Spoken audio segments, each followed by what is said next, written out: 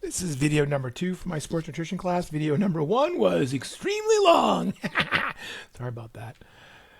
Calcium. What can we say about calcium? This is a sports nutrition class, so I can't go into some, we'll cover a little bit about, I think, osteoporosis, but it's just probably outside the scopes of this class because we don't have a portion of the nutrition half that has to do with nutrition through the life cycle. Calcium is actually really important for the same things that sodium and potassium are and other things. So every time you send a nerve impulse from your brain to your muscles, you use calcium.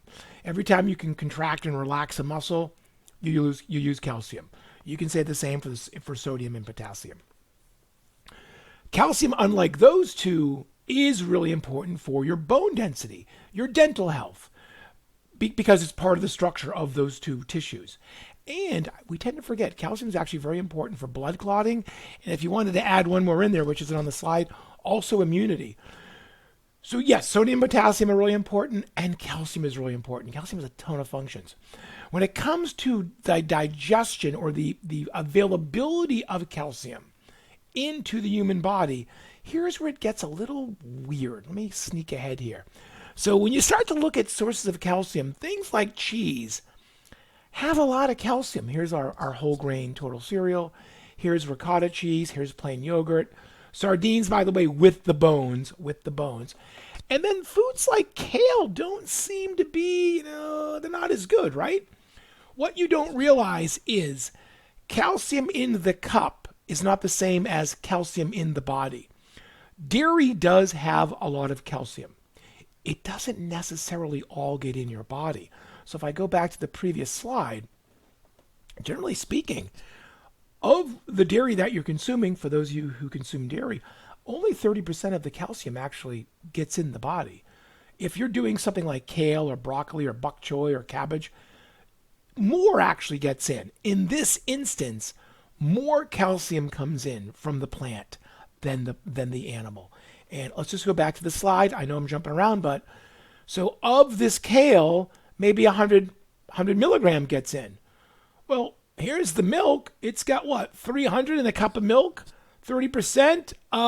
It's the same amount. Do you realize that? It's almost the same amount that you get in from the kale as you would from the milk. You're not required to consume dairy to get calcium.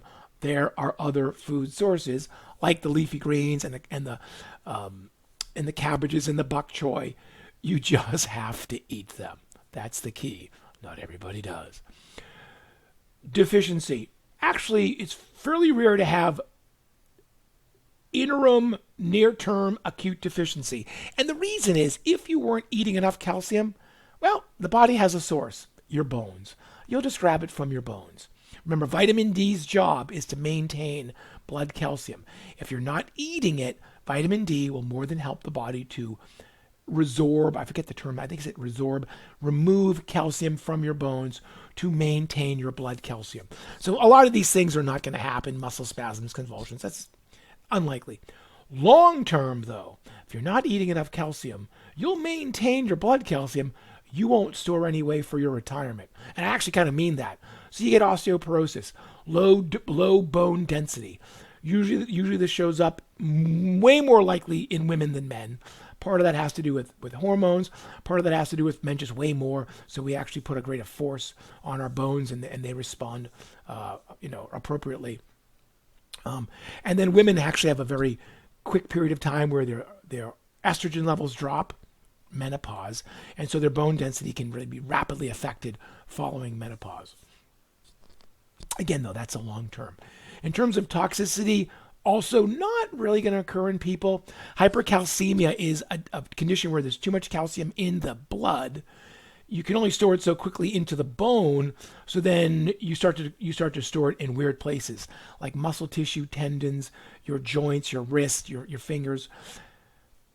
Extremely unlikely to see toxicity of that kind of toxicity from calcium. In many people who are taking supplements, they're more likely to worry about constipation. That's a concern. And if it runs in the family, kidney stones, because calcium can help the body make kidney stones. Do you need a supplement for calcium? If recommended, If you are at risk for osteoporosis, if you're older, if you don't eat the foods that have them, you probably will be recommended.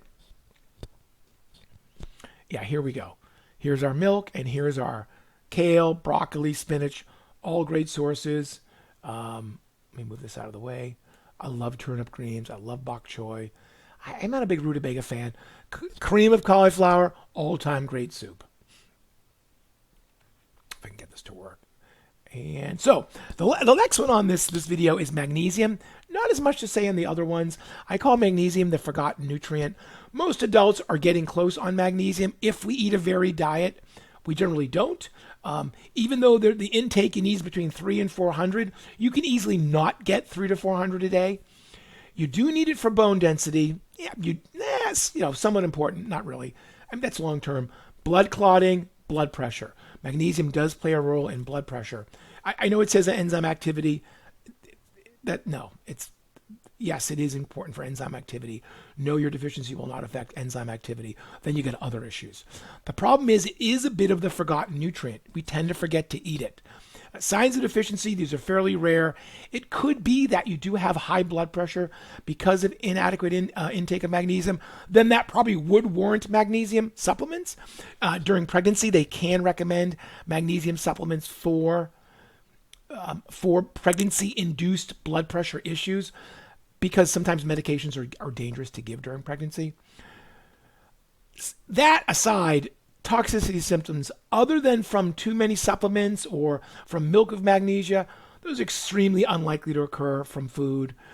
And because you would dump a lot of magnesium, the element, into your GI tract, that would play havoc with your fluid levels in your GI tract, which could cause vomiting, diarrhea, basically expelling fluid from your body. Separate from plant food, not from plant food, from food, unlikely to get toxicity for magnesium. And we are going to end on that.